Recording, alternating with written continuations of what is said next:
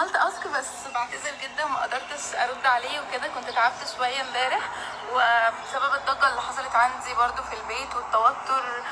الناس اللي قعدت تهبد الباب علينا وعايزين يدخلوا غصبا عننا وكده. ما علينا، بس يلا بينا بقى نعمل اسك وكده. انا دلوقتي بتمشى وقلت اقعد كده اعمل اسك وارد عليكم كده عشان وحشتوني. يلا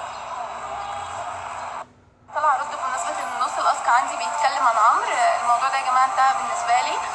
انا مش سيره عمرو مش هتيجي تاني عندي في الاكونت. كل الفكره ان هو دخل على الفيسبوك وعمل كومنت عندي في العام، فاضطريت ان انا ارد عليه برده في العام وبس. لكن ده كان صفحه واتقفلت خلاص من حياتي. وبرده كان في ما بيننا عيش وملح، وما بتكلمش على حد في ما بيننا عيش وملح، وهو اللي بدأ.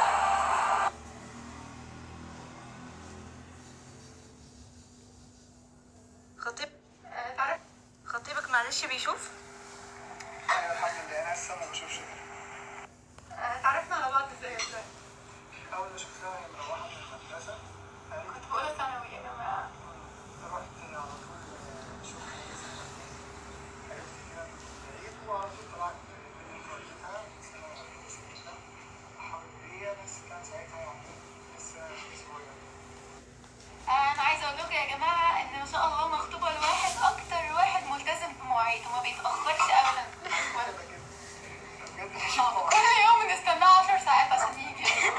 شكرا شكرا يا قمر، ربنا يخليكي. اكيد انت العيون الجميله. فعلا من زمان بيقولوا لنا كده، بس طبعا ساره اكيد هي الاحلى. ربنا يخليك. لا انت الاحلى. هو من زمان من ايام الثانوي وهم بيقولوا لنا ان احنا شبه بعض قوي. اي حد كان يشوفنا مع بعض يقولوا انتوا شبه بعض قوي. والله هو فعلا زي ما نزلت في الكابشن بالظبط ان الحادثه جمعتنا والظروف كانت بعدتنا، لكن الحادثه جمعتنا. ابراهيم من وقت ما عرف حادثتي جالي المستشفى، وكان من اول حد اتبرع لي بالدم وفضل واقف جنبي كل وقت ينفع زياره فيه.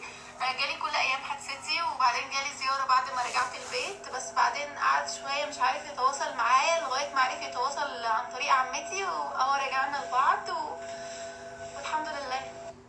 يلا انا 28/1 وساره 1/10. شطور.